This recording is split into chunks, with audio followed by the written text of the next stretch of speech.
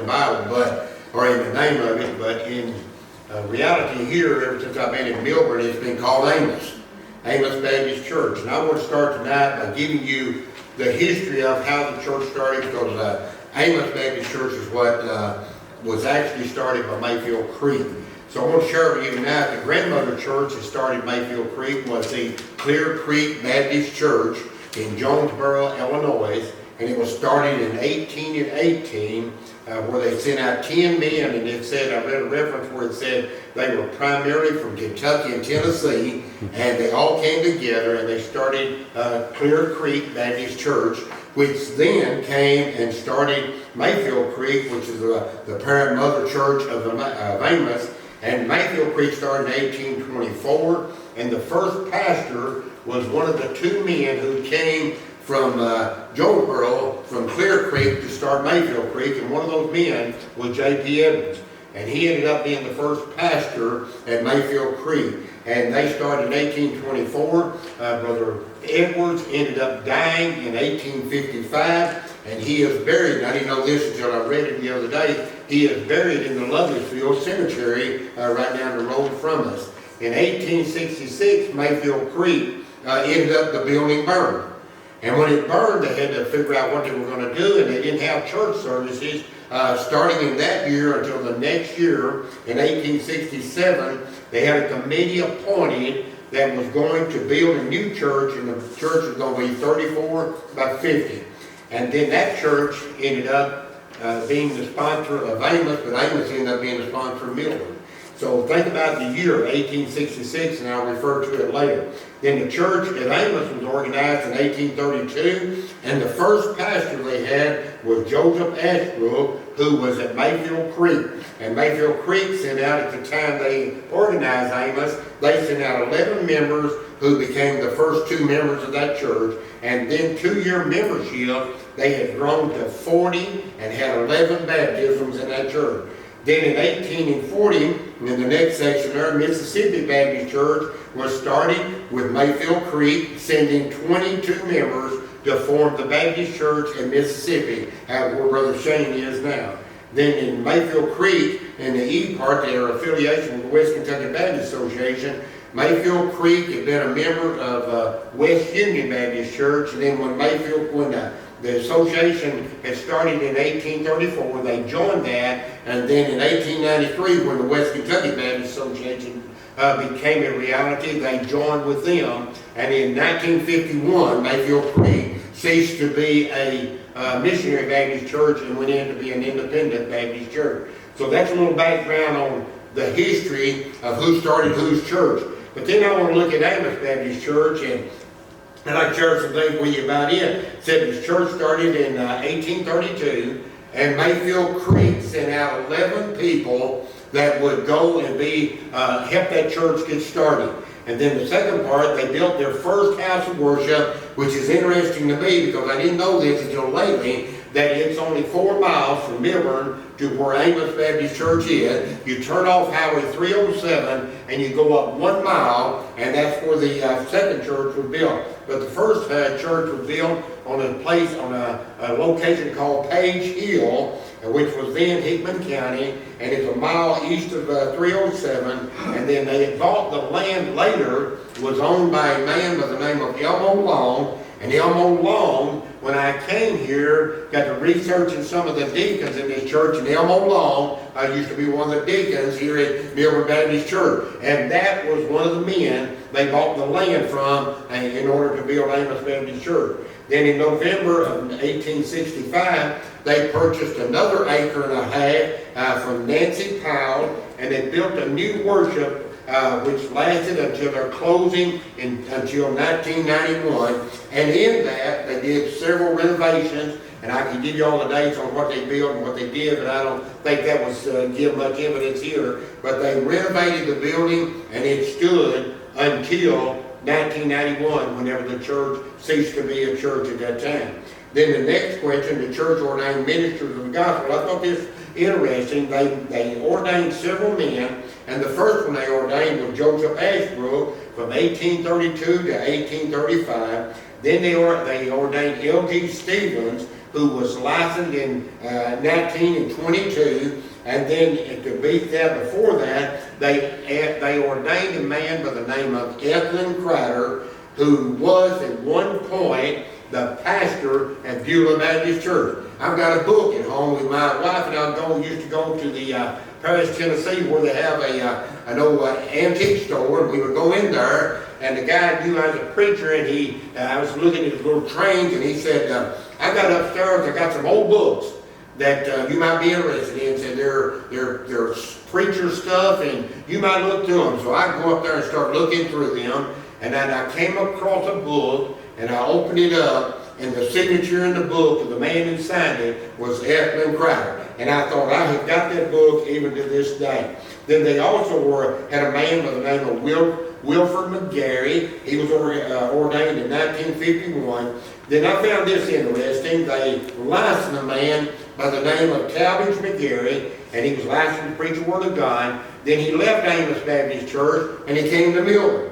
And when he came to Milburn, he ended up being ordained by Milburn, even though they had licensed him. They sent him out, and he ended up coming here, and Milburn ended up ordaining him. Then the next part, the church voted in 1894. They voted to give 10% of everything that came in. This is before the cooperative program, I believe. They voted to give 10% of everything the church got. Here's an interesting point about it. They would give half of it to local missions or home missions, and the other 10% would go even then to foreign missions. And I thought it kind of interesting because I wasn't sure what their distribution in 1894 was. They paid the pastor $11.50. Then they paid the treasury in the church $8. Then they paid for missions $8, 40 each one. Then they paid for the services of the church $8.50. That sounds kind of bad, doesn't it? I don't know if y'all preach for that. I'm not going to, Milton. You know that. I want you. Don't you listen to that, Milton. I don't even bring that up. But that was an increase in pay because in 1892 the pay for the pastor was $9, a little bit short of what it was then. The treasury got $8. And the missions got $16 and a dime. I don't know why they gave them more and gave the pastor less. I guess they figured what was more important in the church.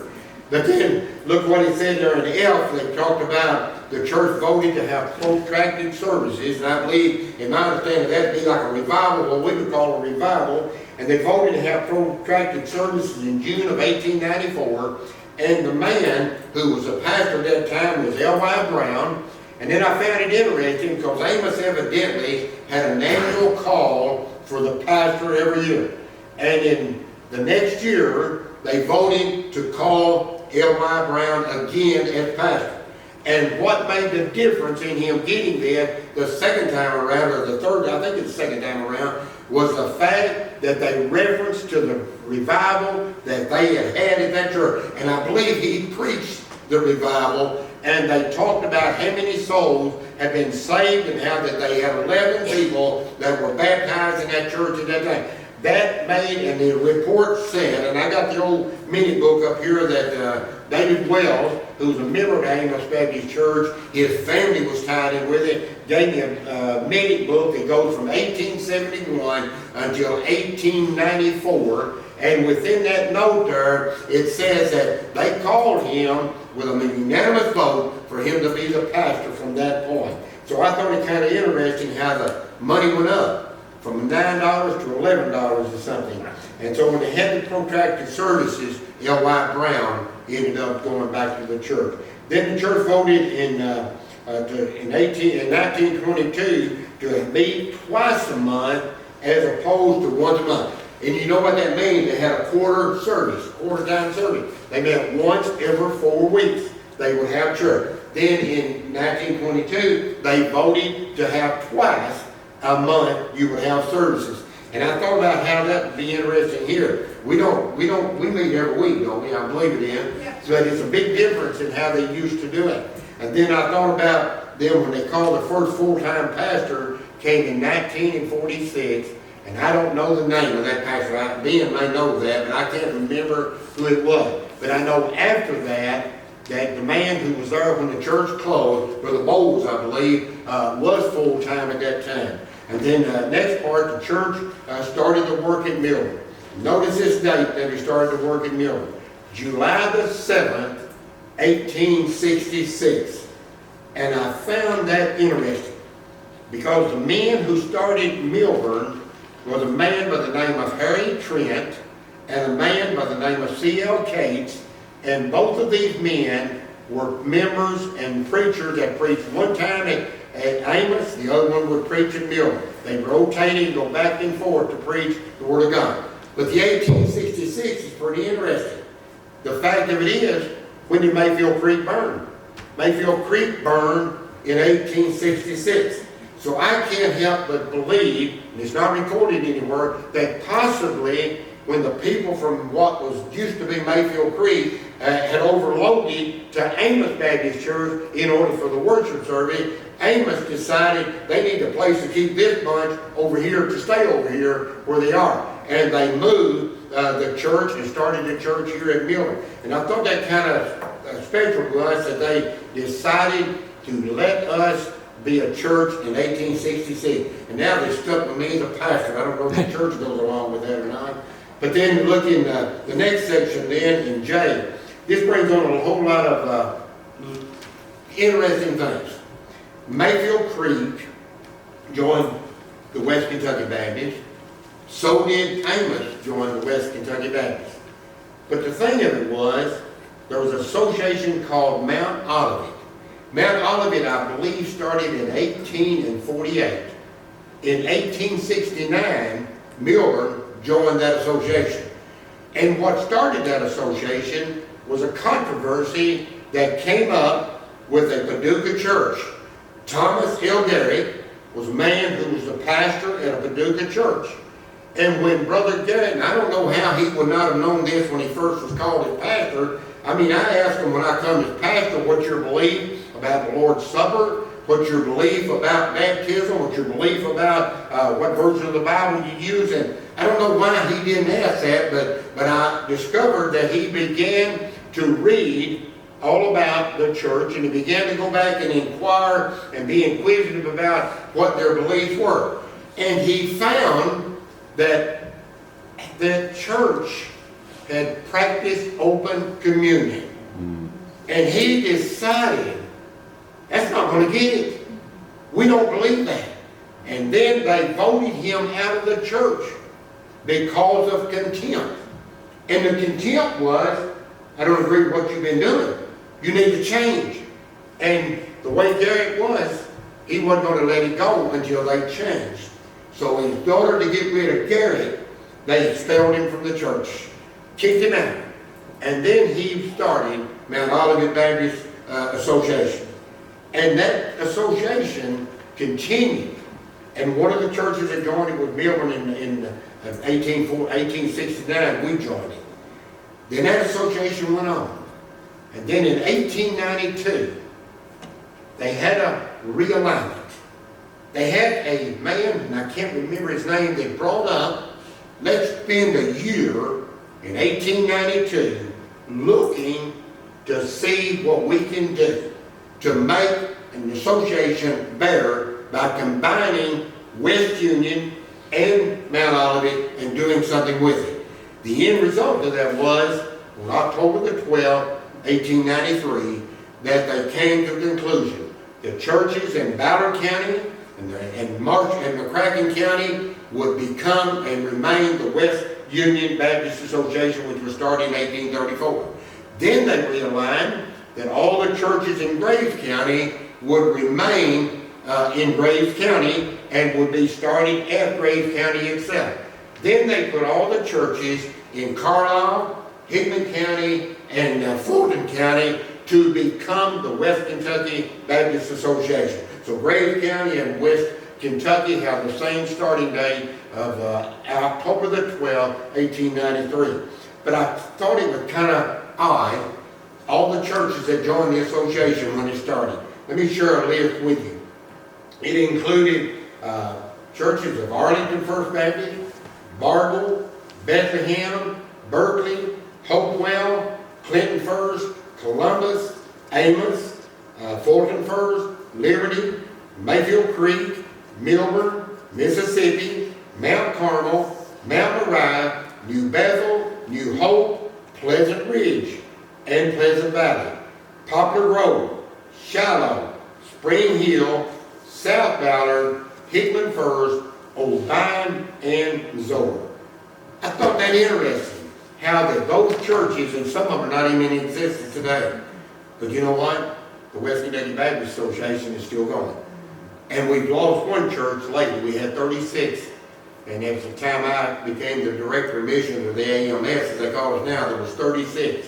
One of them felt like I need to get out after I took over, so we only have 35 at this time. But I thought it interesting about Emmaus Baptist Church. When I started reading the minute book, I figured out what they were doing. That church believed, as you talked about some of the teachings of the Word of God, they disciplined whoever they could. What they disciplined for, if they got drunk. If they got drunk, they had to kind of corner them and would vote them out of the church. One man in particular, and I won't share any name, but because it may be someone that we know around this area, but this man was discharged because he was found to be drunk.